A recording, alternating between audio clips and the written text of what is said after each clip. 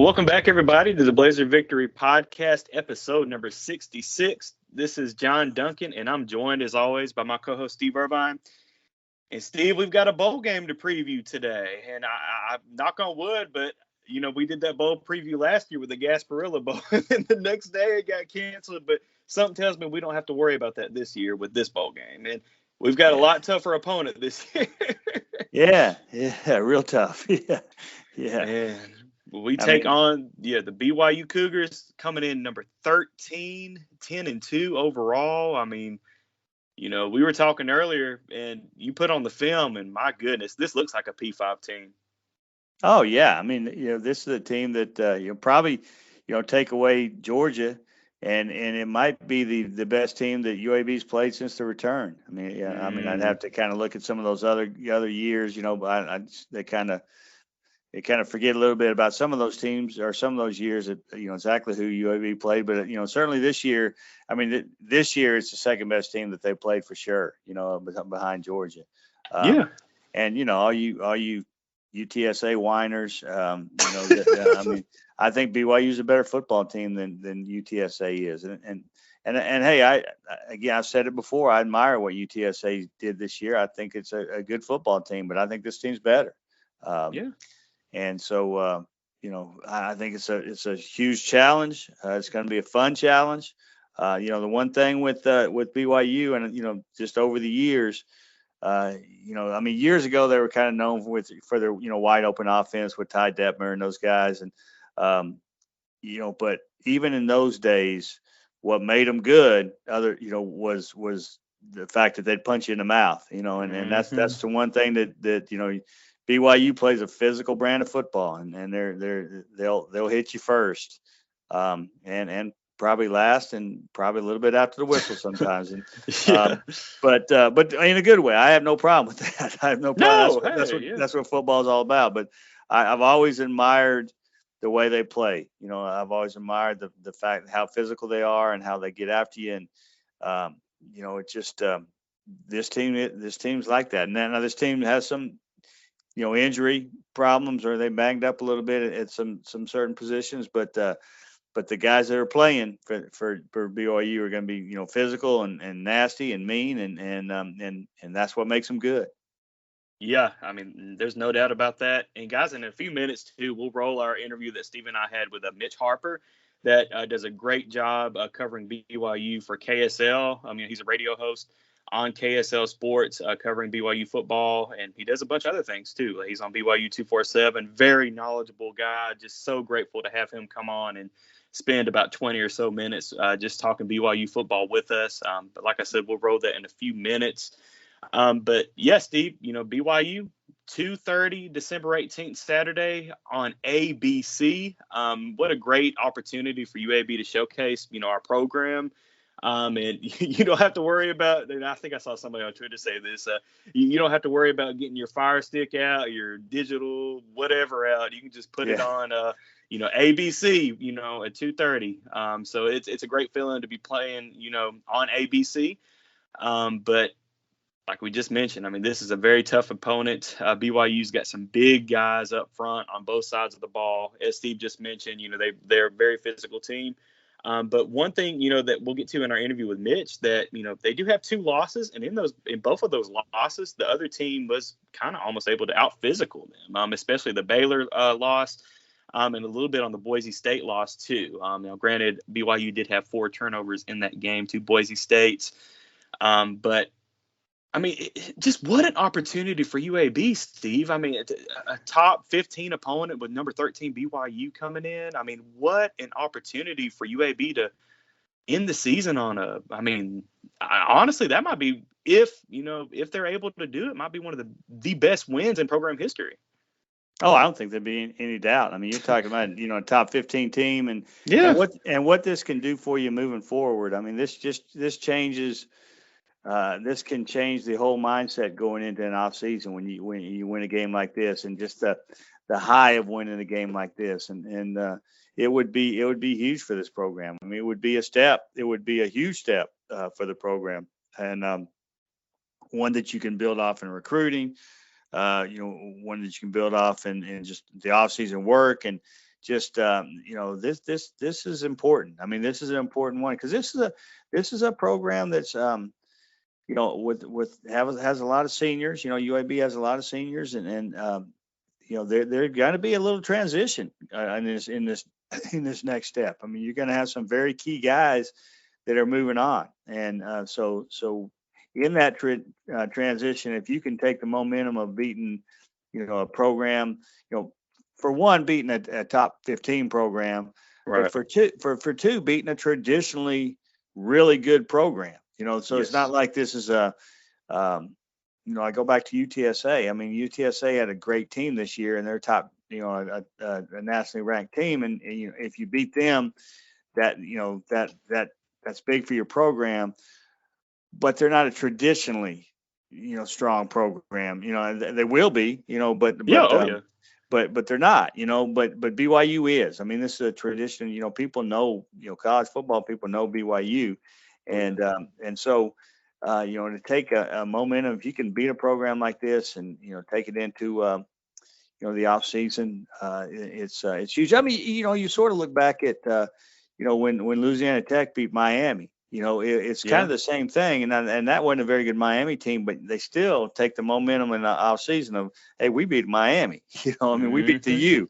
And now the difference in this is a really good football team too, and that Miami team wasn't. So it's a different thing, but in some senses it's similar because you beat a traditional power, a traditional team that knows is a college football power, very good program. So it's huge, and huge, but it's not going to happen if UAB doesn't show up ready. I mean, that's just bottom line. And you can say the same for the other thing. If BYU is still has the hangover or whining about not making New Year's Six, which I understand where their argument comes, because when they're 5-0 against Pac-12, they beat the Pac-12 champion.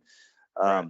So I mean, I understand their argument. I don't know that realistically that they should be in a New Year's Six game, but just because of the way it shook out. But I can understand that. But if they come in with that mentality, then that's going to hurt them. I don't expect with a guy like Kalani Sitake as your head coach that you're going to come in with that mentality.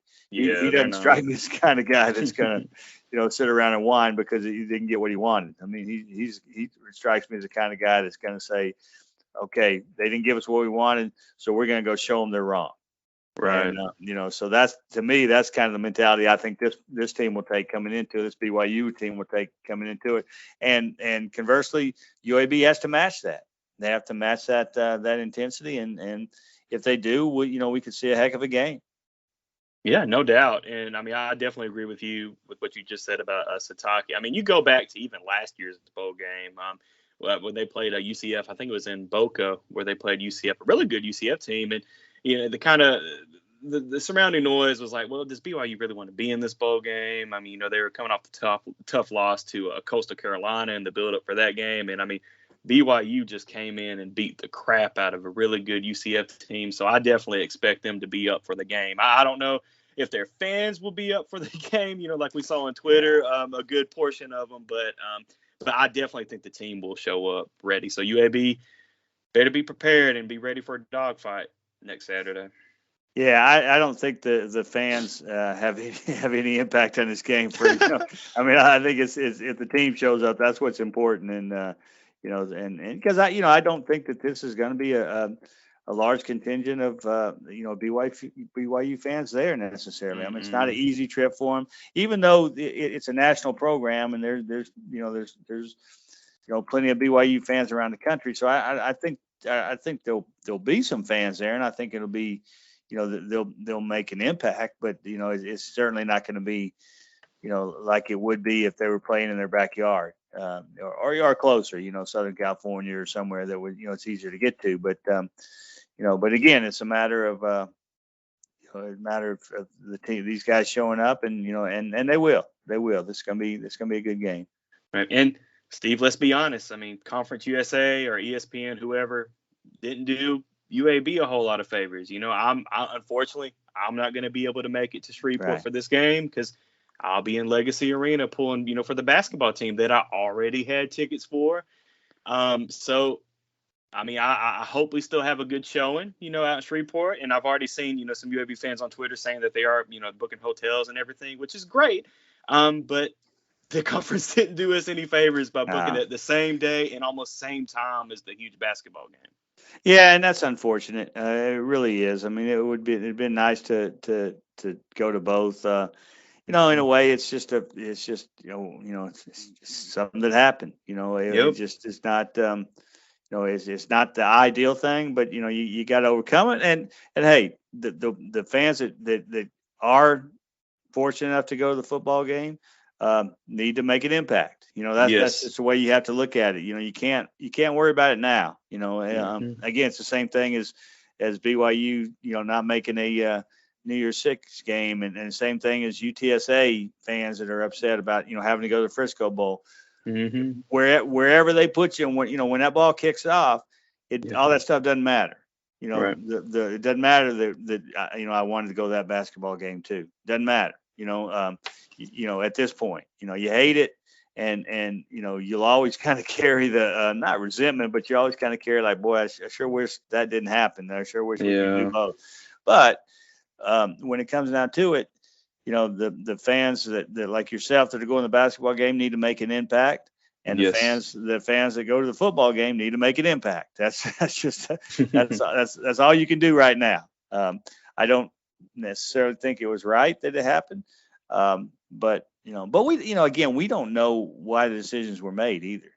Yeah, that's true. There's they make these decisions for a reason, and they don't necessarily think about it the same way we do as fans and people that care about one of the universities. They have different processes that they look at, and that's what they chose. So your choices are either you go ahead and play where they tell you to play, or you take your ball and go home and sit in the corner and whine that you would rather play the other place. I would rather go wherever they tell me to play and play. That's just the way I look at it. Right.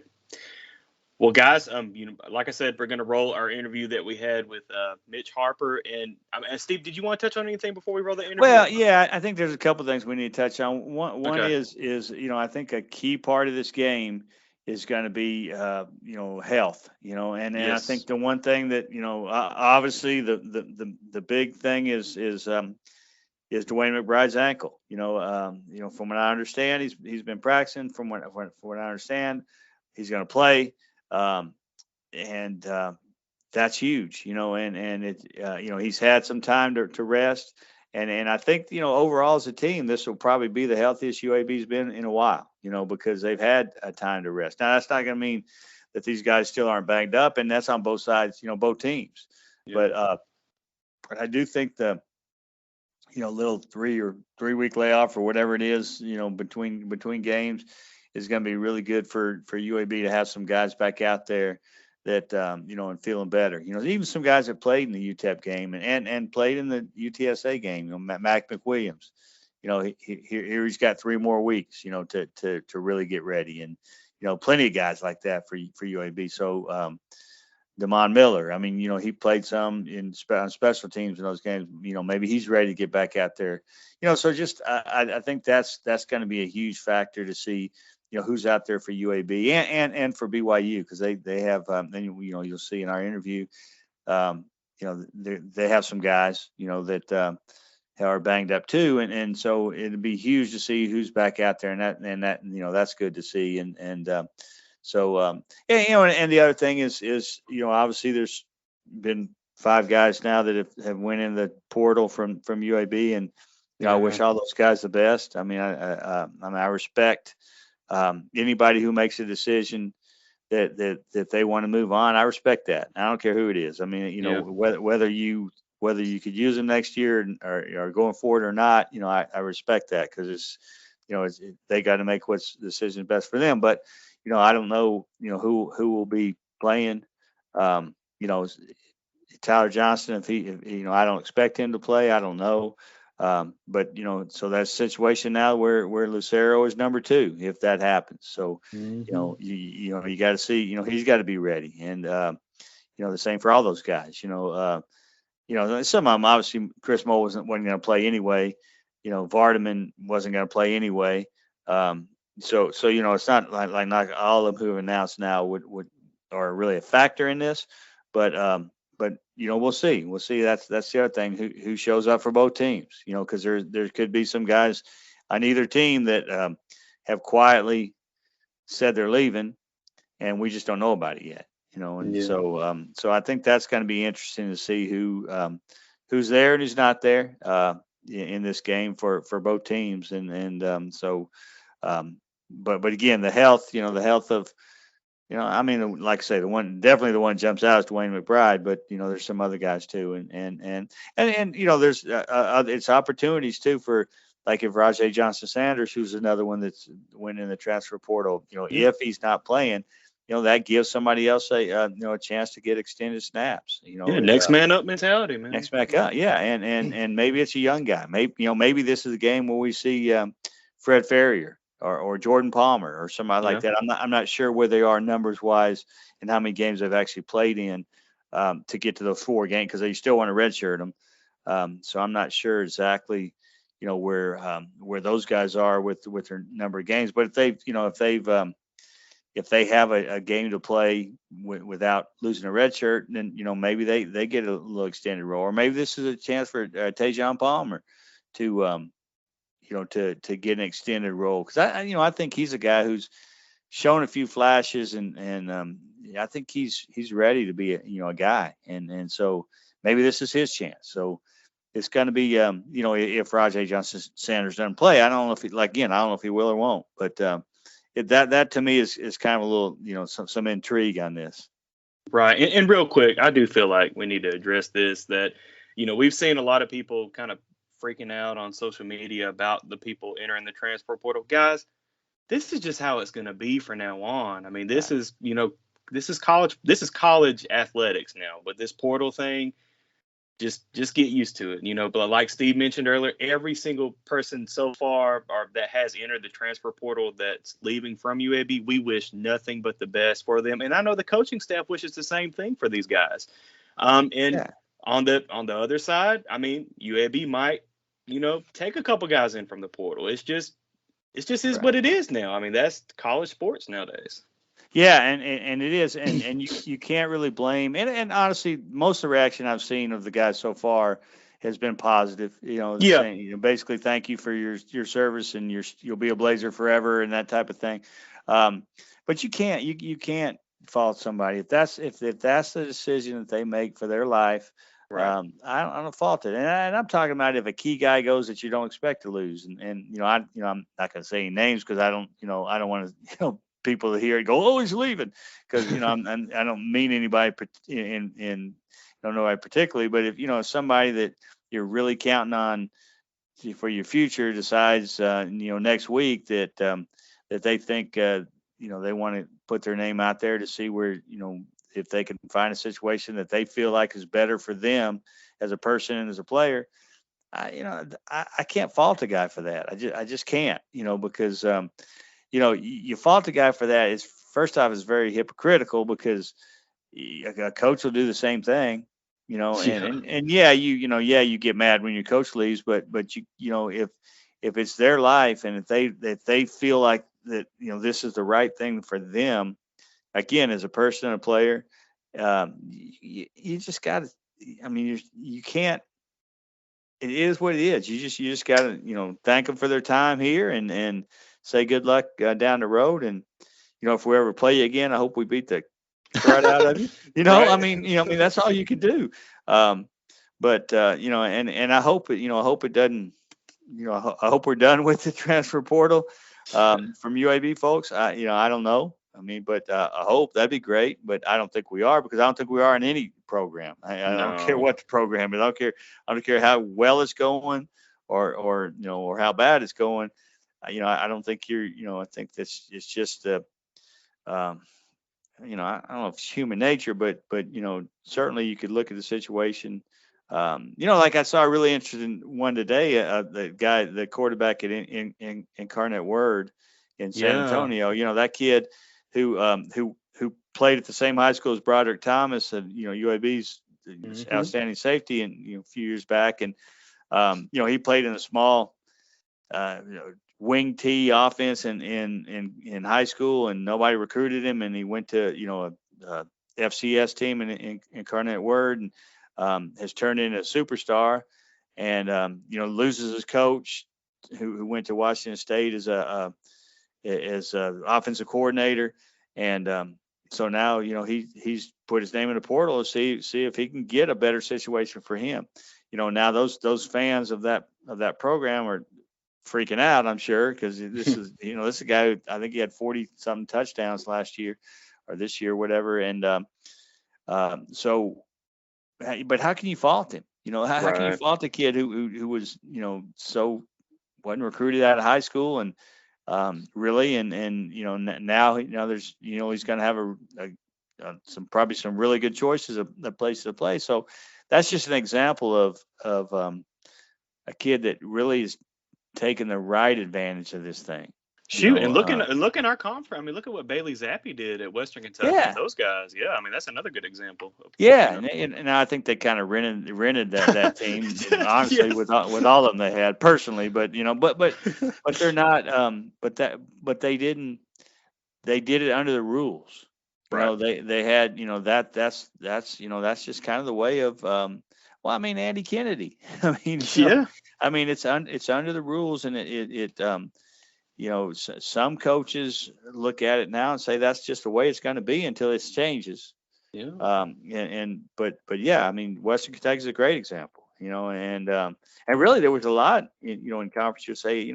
A lot of the programs made themselves better through the portal. And some of them it didn't quite work out. I mean, Louisiana Tech. If they don't lose Austin Kendall. They're probably at least in a bowl game, and Skip Holtz probably still has his job, and so it was. I think it was going to work out in a positive way for them, but he gets hurt, and fault anything, but he just got hurt, and but that could have changed their season, and so I understand it. I mean the transfers helped UAB, now they didn't. Go at it like some teams, I mean they more filled spots, but it helped, I mean it certainly helped, and so I understand it, and again I understand why players would do it, and families would encourage their son to do it, but it stings a little bit, but you just gotta say, hey, good luck, and thanks for everything, like right. You look at the guys that have left for, or leaving, or have announced or leaving for UAB, and you have some pretty important guys in this return. Yeah. I mean, you have two guys who are here in 2016. And so you've got some really important guys who put their, believed in Bill Clark and this program, and when at a time when there wasn't a whole lot to believe in, because you don't know when you come in for the return, you don't know what's going to happen. And so, I mean, if you can't open your arms and, hug those guys on the way out, there's something wrong with you. Right. Definitely wish those guys nothing but the best. And guys, just setting up the podcast too. Next week, we'll drop a preview episode, getting ready for that big basketball matchup against West Virginia at the BJCC. So look for that in your feeds sometime next week. And after that, we'll do a reaction podcast about what happens in the bowl game, too, in the Independence Bowl against BYU. But as always, if you're not already, please make sure you're subscribed to our podcast on a podcast platform, whether that's Apple Podcasts, Spotify, wherever. Just hit that follow or subscribe button, and follow us on Twitter at twitter.com/BlazerPod. But without further ado, guys, we'll roll our interview that we had with Mitch Harper. Well, welcome back, everybody, to the Blazer Victory Podcast, where we are pleased to be joined by Mitch Harper, who's a BYU insider for KSL Sports and also is a radio host for BYU on KSL. Mitch, thank you so much just for taking some time out to talk with Steve and I about some BYU football this evening. Yeah, John, Steve, excited to do this. I think this is going to be a really good matchup. I know Cougar fans were a little bit salty about ending up in the Independence Bowl, but I think that this is going to be a good football game, and I think it's going to become one of the better bowl games, I think, in this bowl season. So I'm looking forward to breaking down the matchup with you guys. Great. Oh, no doubt. And I guess let's go ahead and just start there because, from a UAB, fans' perspective, seeing the Twitter reaction just from BYU fans, I mean, I get it. I mean, you're a, top 13 team, a really good ball team this year for BYU. And then you get, shipped off to the Independence Bowl. That's got to, get Cougar fans just even more antsy about getting over to the Big 12 to get some better bowl tie-ins. Yeah, I mean, and the thing is that I think that Cougar fans got a little bit, they got some info from, I think, other sources around BYU that just really weren't accurate. I mean, this was a contracted game, and BYU, we know with how the College Football Playoff Committee operates, they're not going to toss a bone to the little guy. I mean, they give it to Cincinnati because they basically were cornered into actually helping them out and putting them at another number 4. They weren't going to let BYU, an independent with 2 losses, one of which against an average Boise State team, they weren't going to put him in one of those big bowl games. And so this was a contracted game, and the Independence Bowl has been, a good partner with BYU. They were willing to, partner with BYU for 3 seasons. Obviously, it's not going to play out the full agreement because, as you mentioned, the Cougars are going to go to the Big 12. But, this is, I think, going to be a good situation for BYU. They got to be dialed in. They got to be motivated because – there's been some, a little bit of maybe distractions with the coaching carousel and some rumors in that regard. But, this BYU team, I think that, it's not the ideal spot, but I think that at the end of the day, it's a football game and it's against a good UAB team that I think when on any given Saturday, they can rise up and beat this BYU team. Yeah, no doubt. I mean, this is the first ever meeting between BYU and UAB, at least on the football field. I know we've got a little history, on the basketball court. And, a few years ago, we played y'all in the NIT where you guys beat us. But I guess let's talk quickly about the coaching rumors. Is there still some rumors swirling around that Kalani Sitake might be in the run for the Oregon job? Or is that just media talking, you think? No, it's legit. And I think that Kalani is one of the, top 3 or top 4 guys for that Oregon's job. I don't think he's number 1. And I think that, Kalani wants to be at BYU still, but I think that, BYU has been a program that's not kept up with the speed of college football in terms of resources and commitment and things like that. And, BYU on their support staff, they only have 2 full-time individuals operating the recruiting department. You look in the Big 12, you look at even in Group of 5 programs, they sometimes have, upwards to a dozen full-time personnel. So BYU's a little bit behind in that regard. And I think that's where Kalani Sitake wants to see improvements, knowing that, the Big 12 conference, they got a firsthand taste of what Big 12 life's going to look like when they got thumped by Big 12 champion Baylor earlier this year. They've got to, step it up. And Kalani wants to be at BYU. He loves BYU and he loves the fan base, but he's also faced adversity in his time at BYU where it always wasn't, happy-go-lucky. And when he goes in 2017 and has a 4-win season, people were ready to run him out of town. But, he's always been a passionate BYU guy. He played for Lavelle Edwards. He lives and dies by BYU football when he was growing up as a fan in the shadows of Cougar Stadium. So I think he's going to stay, and I think that he's going to remain at BYU. But BYU's got to show that financial commitment to him, his program, and the support staff to get them into the new era of the Big 12 Conference to succeed. Now, you talk about people wanting to run them out of town after that season. Or have those people changed, or if there's a tough year, say you go into the Big 12 and have first year's a tough year, will that talk come back, or have people, I guess, been convinced that he is a good football coach, and that was just kind of a weird time? Yeah, I mean, it's definitely possible. Kalani. I think though what he's done with BYU, it's BYU is such a unique job to begin with their affiliation with the Church of Jesus Christ of Latter-day Saints. So it's just it's a unique entity, and he has immersed himself with BYU from his style. He's a guy that'll he'll dance in the post-game locker room. He's so personable. I mean, even it was Halloween week. They were getting ready to play Virginia.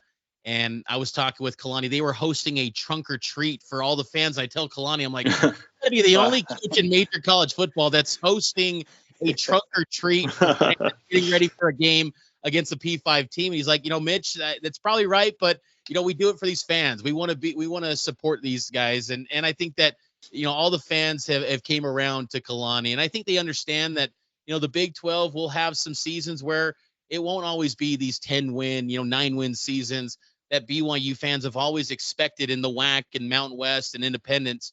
But I think that he's the right fit for BYU, and he's the perfect fit for BYU, honestly, as they go into this next era of the Big 12. And he said in the past he wants to be the Polynesian Lavelle Edwards. And honestly, I think that he has that ability to become that at BYU. And I think that he's earned the job security and the right to really kind of call the shots more in his program. I think that's one of the things that maybe he's fighting for, is to have more autonomy and more resources given to his team. Yeah, I mean, he definitely deserves it. I mean, you look at his ball club this year, going 5-0 against the Pac-12, and like you mentioned earlier, only 2 losses in the year, and one of those was to the Big 12 champs. But let's talk a little bit about this 2021 team. From an outsider's viewpoint, it looks like the offense really does revolve around Tyler Algier. I mean, he pops off on the film, Mitch. I mean, you look at the stats: over 1,400 yards, 20 touchdowns. I mean, is it safe to say that offense just does revolve around, feeding him 20 plus times a game and getting him over 100 yards per game? Absolutely. That's an accurate assessment, John, because Tyler Algier, his story is unique. How he came to BYU as a preferred walk-on, set a bunch of high school records as a running back, but really wasn't much of a spot for him at the running back position at BYU. He switches over to linebacker and was this pretty good linebacker at BYU, but they had a lot of personnel losses in that backfield eventually, and BYU switched him back to running back, and it's worked out great because he's been a star at BYU. He's up there with some of the greats that the program has had over the years. That includes a Doak Walker winner back in the day and Luke Staley. So I think that Tyler Algier is definitely going to be the focal point for BYU's offense. Now, at quarterback, Jaren Hall, he's been very good this year. And I think, honestly, it's been one of the more underrated storylines out in the western region of college football, is that Jaren Hall, his efficiency, he just doesn't turn over the football very often. That USC game in the Coliseum where he had 2 picks, that was the first time he's had multiple INTs this season in a game, and that was game number 12. So he takes care of the football, and he's a big playmaker too. He can throw the ball downfield. He's got some talented receivers, maybe the best receivers BYU has had, I'd say, in the last 20 years watching this program. And it's an explosive offense. It's gotten to the point where I think they feel like whenever they touch the rock, they're going to be able to put up some points. And I think that's what's going to be fun to watch with this BYU team going into Shreveport.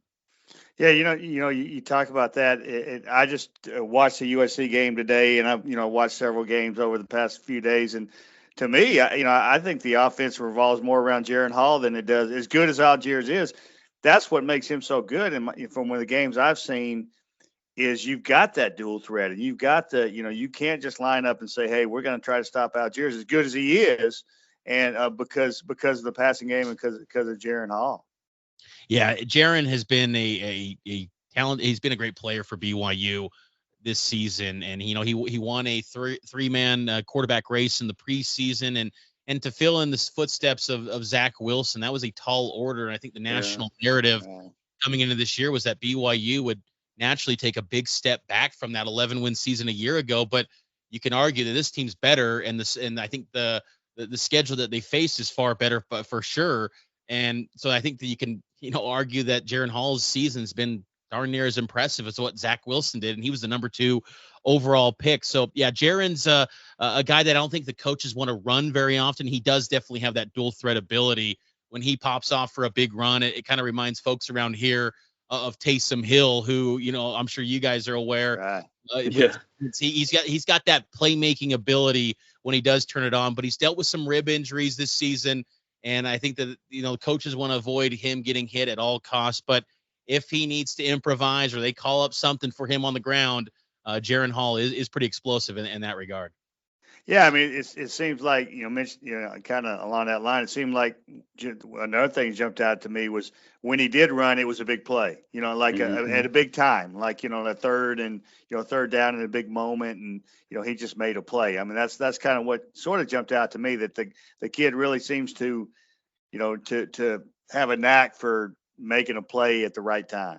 Yeah, he really does. He's a cerebral player. He's got a good head on his shoulders. Personality wise, he's more of a kind of quiet, reserved guy, leader by example type.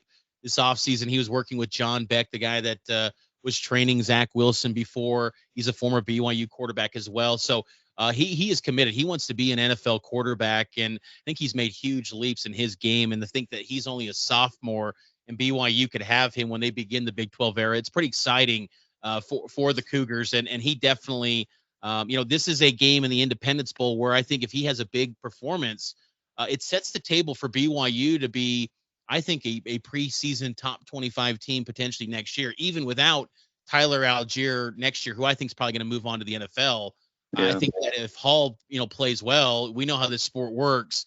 People will say returning quarterback, coming back from 10, 11 wins, whatever it may be. They're a team that they'll keep an eye out for in the national polls. And, he's got some talented guys to throw the ball to. And, you look at the stats, Puka Nacua, obviously the leading wide receiver. But do we know the status of Gunnar Romney? Because I noticed, it looks like he hasn't played since the Georgia Southern game. Do you know if he'll get a shot in the bowl game? Yeah.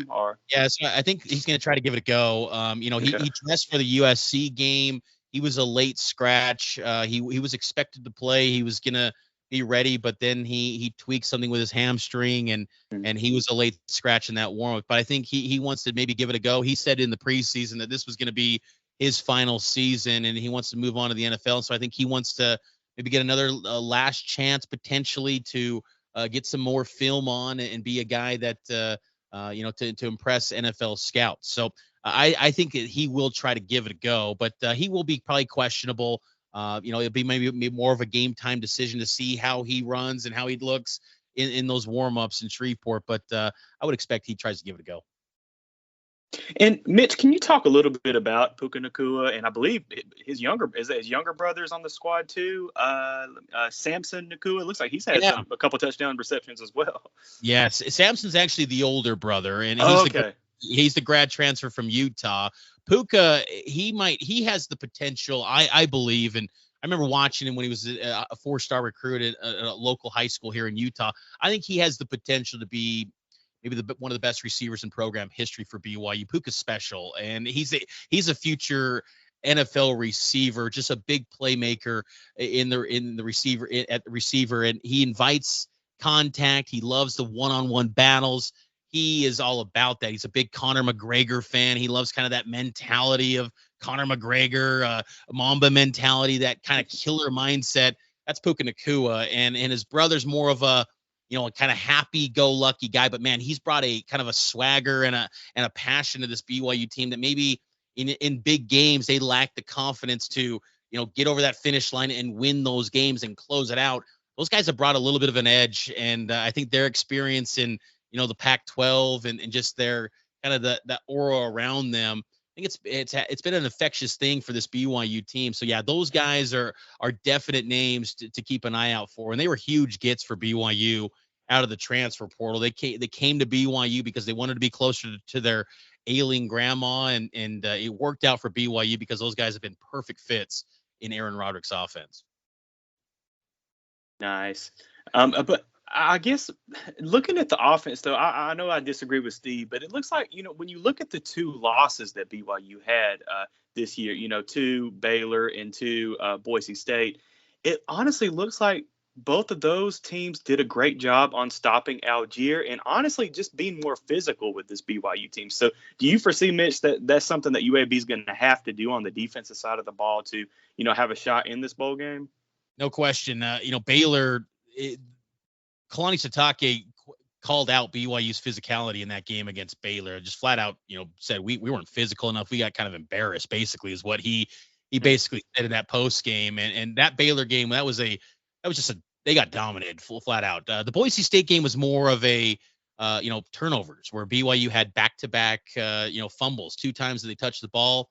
both, deep in, their own territory, and Boise State, capitalized with 2 touchdowns and with those turnovers. So, but the Baylor game, they were outclassed, and then the physicality was a big thing there. And BYU on the offensive line, a little bit banged up. They're hoping to get their starting right tackle back from earlier this season in Harris LaChance. He's been out for about week 4 or week 5, if memory serves me right. And they also, his backup, Campbell Barrington, a freshman All-American by the Maxwell Football Club.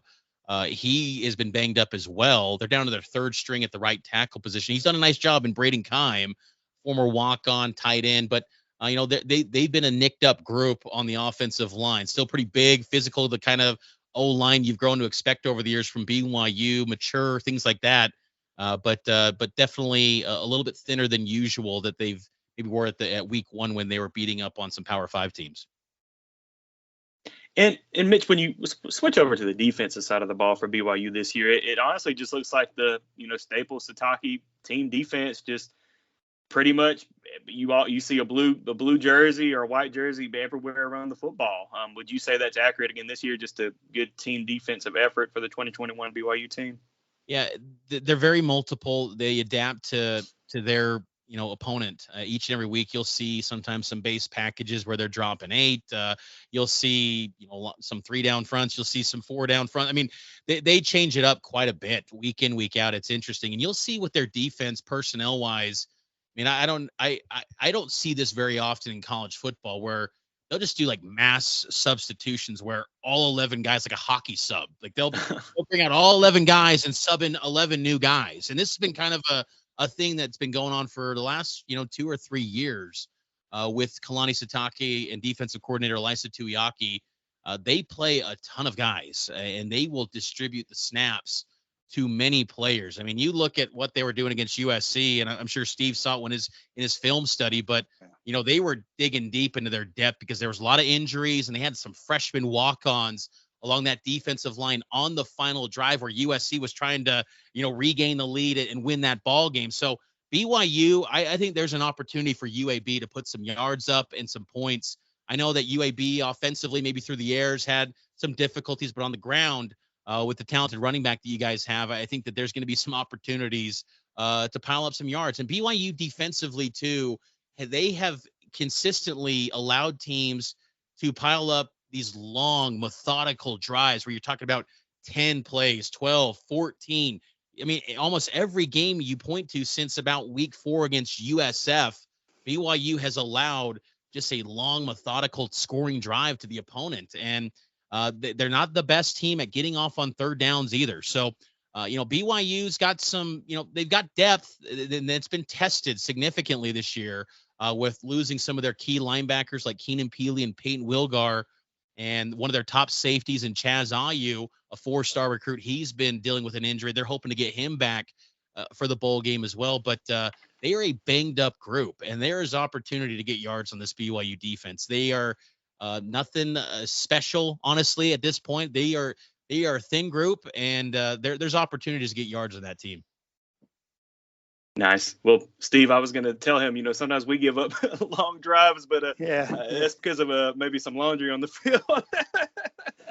On our side. Well, tend to be very helpful at key moments defensively. But I think one thing that sort of jumped out to me too about BYU defensively, in that USC game was a prime example. Was I just didn't think that they got a lot of pressure, what you only have, I think, 17 sacks or 15 sacks or something like that on the year. I mean, has that been a problem, this year for BYU pressuring people, or have they pressured well, just hadn't got the sacks? Because I think I think UAB is, their sack numbers probably aren't as good as they've been up front pressuring the quarterback. I think they've done a good job pressuring the quarterback, but it doesn't necessarily show in the sack numbers. What's it like for BYU? Yeah, BYU this has been a reoccurring theme the last couple of years, is that they just do not get to the quarterback, and I think a lot of it is by design.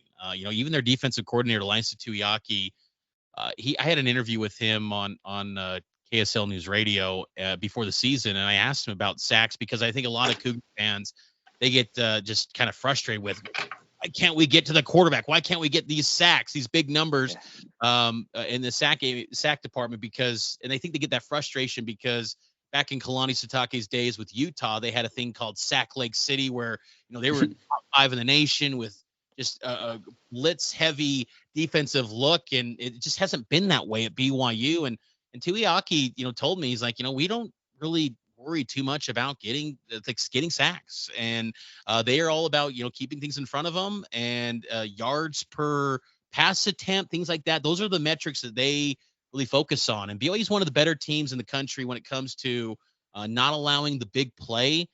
So a little bit of a step back this year, but quality of competition has been much better this year than last. But yeah, it's almost kind of feels like it's by design. It's just who they are. I mean, since 2019, they are not getting the quarterback very often, and that's just what it is with BYU defensively. Wow. How about secondary wise? One thing that UAB loves to do is take shots downfield. It's kind of the way that they've set up the offense is that, the running game's going to fuel it, but got to have some of those downfield shots, to really be efficient offensively, even though the overall pass numbers a lot of times aren't good, but they have to have those shots downfield. What's BYU like in the secondary? Yeah, quarterback, they're not bad. Our Oregon State transfer Caleb Hayes, I think, has emerged as one of the top guys for BYU at corner. He has been a grad transfer that's had a huge impact, and he's had quite a few pass breakups, even including in that USC game. Yeah. I'm researching right. He had a couple. Yeah. So keeping on him, number 18. He's been pretty good this season. He's done a nice job. And that safety, again, keep an eye on for Chaz Ayu, number 3. If he returns from an injury, that'd be a huge boost for BYU on the back end of their defense because he's one of the best playmakers they have. I think at the safety position and in their secondary too. Back at the Utah game, he had a big interception. That was a rivalry game where BYU's looking to end the 9-game losing streak.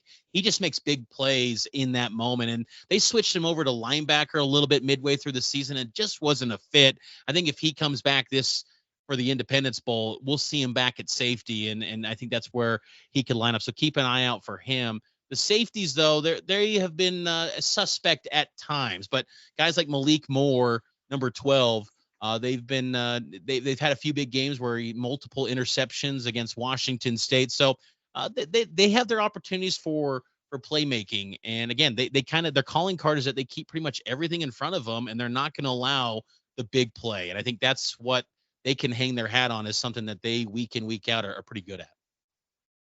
Nice. So a bend but don't break mentality, it seems like. Yeah, really. Nice. Well, Mitch, it's been a pleasure. Guys, if you are not following Mitch on Twitter, definitely give him a follow at Mitch_Harper for great BYU content. Again, he does a great job as a radio host on KSL, which is the home of BYU football, on just covering BYU. And also, he's on the BYU 247 too as a publisher. So definitely give him a follow ahead of the game to get some great BYU content. But thanks again, Mitch, so much for coming on with us. Yeah, no problem, guys. I'm excited for this matchup, like I said. And when Steve mentioned the basketball, tie-ins, I thought back to like that 87-88 game Gene Bartow. BYU had a chance. Yeah. Maybe there's a little bit of revenge at stake for BYU to try to 33 years to get that revenge on UAB. So no, it's a pleasure talking. Guys, and, hey, now don't forget you got that revenge in the NIT game. Yeah, we gave you on the NIT. Yeah. That is true. Yeah. But it's going to be a lot of fun. And yeah, I appreciate the shout out. I'll have a lot of content throughout the week in Shreveport. So if you want to get some, a look into Independence Bowl week, try from both sides, I'll have things covered there. So appreciate it, guys. Of course, Blazer fans, definitely give him a follow. And Steve and I will be back next week to get you ready for that big basketball game against West Virginia. But as always, go Blazers.